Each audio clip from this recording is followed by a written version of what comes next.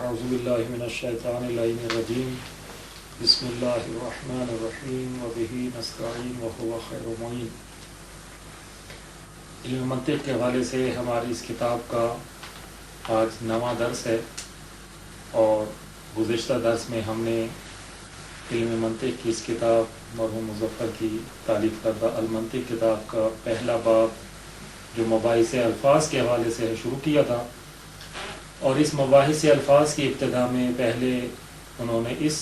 عنوان کے تحت گفتگو کا آغاز کیا کہ منطقی کو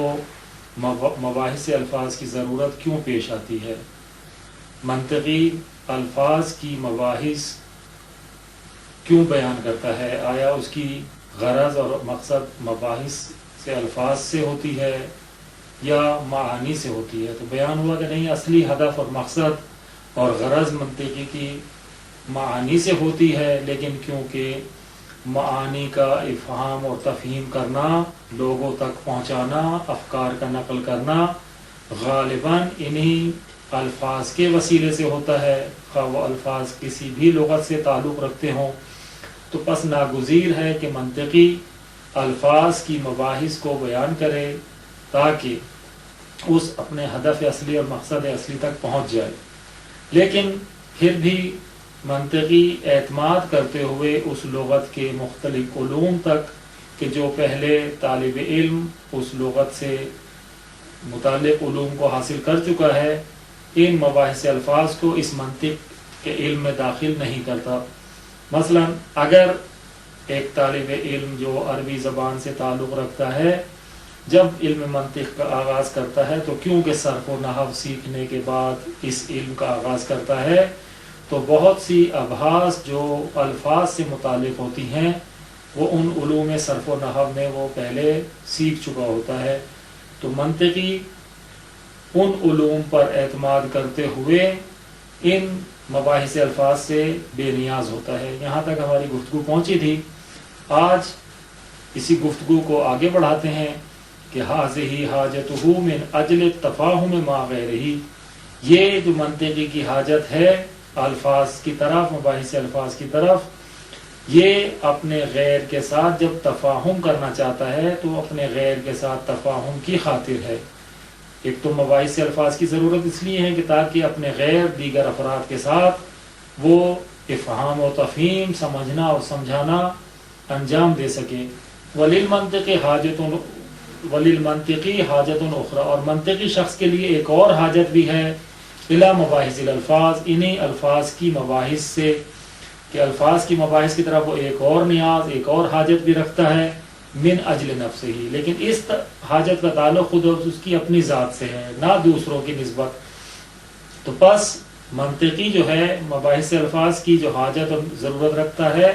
وہ دو طرح کی ہے، ایک دفعہ دوسروں سے افہام و تفہیم کی خاطر، اور ایک دفعہ خود اپنی ذات کی خاطر۔ ہی اعظم و اشد من حاجتہ الاولی، در حالانکہ اور یہ حاجت جو ہے جو اس کی اپنی ذات کی نسبت ہے، یہ اس پہلی حاجت سے کہیں زیادہ عظیم، شدید اور بڑی ہے۔ یہ جو حاجت ہے یہ زیادہ اہم ہے، زیادہ بڑی ہے اور زیادہ شدید تر ہے کہ وہ جو ہے الفاظ کی مباحث کو ذکر کرے۔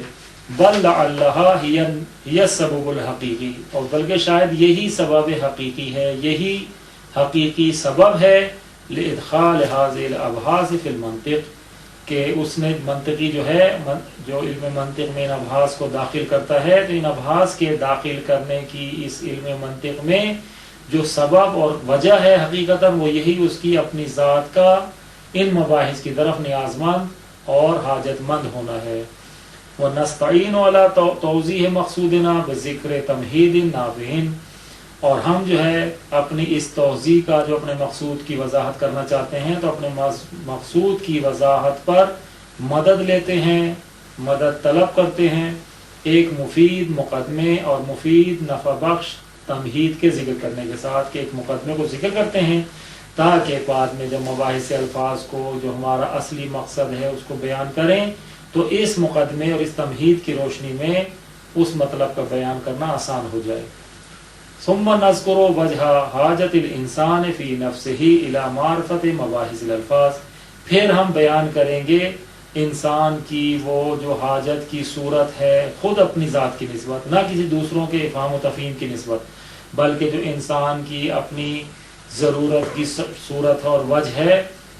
اپنی ذات کی نسبت الی معرفت مباحث الفاظ، الفاظ کی مباحث کے سیکھنے کے لیے، کہ خود اپنی ذات کی نسبت جو انسان حاجت اور نیاز رکھتا ہے ان مباحث الفاظ کے جاننے کی، اس کو ہم ذکر کریں گے نتیجتاً للتمہید، اس مقدمے اور اس تمہید کے نتیجے کے طور پر۔ فنقول، پس ہم کہتے ہیں التمہید، یہ مقدمہ اور یہ تمہید بیان کر رہے ہیں کہ ان للاشیاء اربعۃ وجودات، کہ بے شک اشیاء کے لیے جتنی بھی اشیاء ہیں، جو بھی چیزیں ہیں، اربعۃ وجودات، ان کے لیے چار وجود متصور ہیں، قابل تصور ہیں، کہ چار وجود اشیاء کے ہو سکتے ہیں، وجودان حقیقیان و وجودان اعتباریان جعلیان۔ ان چار وجودوں میں سے دو وجود وجود حقیقی ہیں، واقعی ہیں، اور دو وجود اعتباری اور جعلی ہیں، جن کو اعتبار کیا گیا ہے کہ وہ بھی وجود ہیں، ان وجودوں کو قرار دیا گیا ہے، جعل کیا گیا ہے۔ وَإِلَّا حقیقتاً وجود نہیں ہیں، لیکن اعتباری اور جعلی وجود ہیں، یعنی ان کو جعل کیا گیا ہے، قرار دیا گیا ہے کہ یہ بھی ایک وجود ہے ان اشیاء کا۔ الاول الوجود الخارجی، ان چار وجودوں میں سے جو پہلا وجود ہے وہ وجود خارجی ہے، اشیاء کا خارج میں متحقق ہونا، وجود رکھنا، یہ جو ہے وجود ان اشیاء کا وجود خارجی ہے، کا وجود کا و وجود الاشیاء التی حولک و نحوہا، اسی طرح جیسے تیرا اپنا وجود، ہر انسان کا جو اپنا وجود ہے خارج میں، وہ وجود وجود خارجی ہے، جیسے خود آپ لوگوں کا وجود،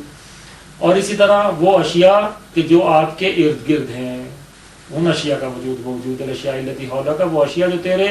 ارد گرد ہیں، تیرے اطراف میں ہیں، ان کا وجود، وہ اشیاء بھی وجود خارجی رکھتی ہیں۔ وَنَحْوِهَا، اور اسی طرح دوسری چیزیں کہ جو تیرے اطراف میں نہیں ہیں، تیرے اطراف کے علاوہ ہیں، تو وہ چیزیں بھی خارج میں متحقق ہیں، وجود رکھتی ہیں، ان کا جو وجود ہے وجود خارجی ہے۔ کون سی چیزیں جو تیرے اس کے علاوہ؟ من افراد الانسان والحیوان والشجر والحجر والشمس والقمر والنجوم، کہ وہ جو اشیاء جو انہی کی مانند ہیں وہ انسانوں میں سے بھی ہو سکتی ہیں، کہ انسان کے افراد ہوں، حیوان کے افراد ہوں، درخت ہوں، پتھر ہوں، سورج، چاند، اور اسی طرح سے ستارے، الی غیر ذالک من الوجودات الخارجیہ،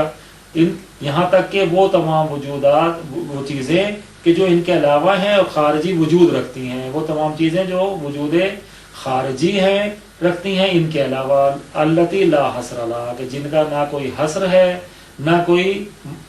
احاطہ ہے، یعنی اتنی زیادہ وجود کی چیزیں خارج میں موجود ہیں کہ جن کو انسان شمار نہیں کر سکتا، حصر نہیں کر سکتا، انسان کی گنتی سے باہر ہیں۔ الثانی، دوسرا جو وجود ہے، الوجود الذہنی، وہ ذہنی وجود ہے، اشیاء کا جو ذہنی وجود ہے، ان کا جو دیکھنے کے ساتھ نقش ہو جانا ہے انسان کے ذہن و عقل و فکر میں، وہ ان کا وجود ذہنی ہے۔ ممکن ہے کہ یہ وجود ذہنی جو اشیاء خارجیہ کا ہو یا ان مفاہیم کا ہو کہ جو انسان درک کرتا ہے، اگرچہ ان مفاہیم کا وجود وجود خارجی نہیں ہے، وہ معنی و مفاہیم کو جو فقط ذہنی ہیں، ان کا وجود ذہنی تو ہے لیکن وجود خارجی نہیں ہے۔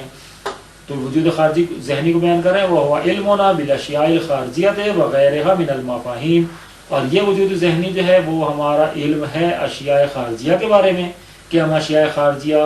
کو جو جانتے ہیں اور ان کو دیکھنے، سننے، چکھنے، سونگنے اور حواس کے ذریعے جو ہم نے ان کو درک کیا ہے، ان اشیاء کا جو وجود ذہنی بن گیا ہے، تو یہ وجود جو ہے اشیاء کے سبب سے ہے کہ خارج میں متحقق ہے، وغیرہ، اور خارج میں موجود نہ ہونے والی اشیاء کہ وہ جو ان کا غیر ہیں، من المفاہیم، مفاہیم میں سے، ان کا بھی وجود ذہنی ہے۔ وقد قلنا سابقا ان للانسان قوتا تنطبع فیہا صور الاشیاء، اور یہ ہم نے پہلے بیان کیا جہاں ہم نے علم کی تعریف کی تھی، کہ ہم نے پہلے بیان کیا کہ انسان کے لیے اللہ تعالیٰ نے ایک ایسی قوت رکھی ہے، ایک ایسی صلاحیت رکھی ہے کہ جس کی وجہ سے انسان کے ذہن میں، انسان کی عقل میں اشیاء کی صورتیں بن جاتی ہیں، منطبع ہوتی ہیں، چھپ جاتی ہیں۔ تو یہ ہم نے پہلے بیان کیا تھا کہ ان للانسان، کہ بے شک انسان کے لیے ہے قوتاً، ایسی طاقت، ایسی صلاحیت، ایسی قوت तंतबे फीहा सुवरुल अशिया, के जिसमें अशिया की सूरतें बन जाती हैं, मुंतबे होती हैं, छपती हैं। वहाज़िहिल क़ुव्वत तुसम्मा ज़हन, और इस वाली क़ुव्वत को नाम दिया जाता है जहन का, कि इस क़ुव्वत को हम जो है जहन कहें, अकल कहें, या दिमाग, ये इसी से मुशाबी जो भी चीज़ें कहें। तो ये जो अक्ल के अंदर, जहन के अंदर अशिया की सूरतों का बनना है, यही हमारा इल्म है, और यही उन अशिया का वजूद खारजी जहनी है। वल इंतबाउ फीहा, और वो चीज़ जो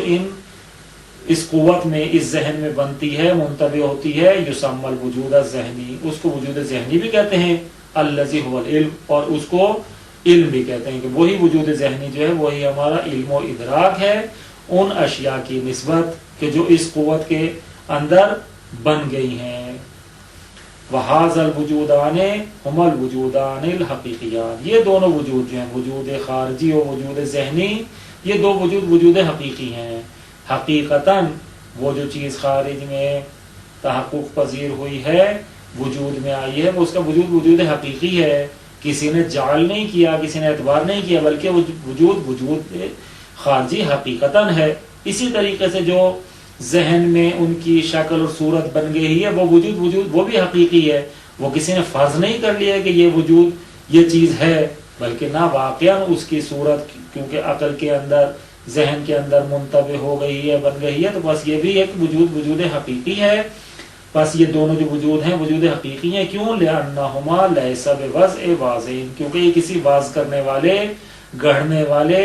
की वजह से नहीं है कि किसी वाज़े ने आकर इनको जो है वजूद बख्शा हो। वला बेएतबार मोतबरिन, और किसी एतबार करने वाले के एतबार की वजह से नहीं है कि किसी ने एतबार कर लिया हो ये है, बल्कि ना हकीकतन ये चीज़ें जहन में हो या खारिज में हो, तहक़्क़ुक़ पज़ीर है, वजूद रखती हैं।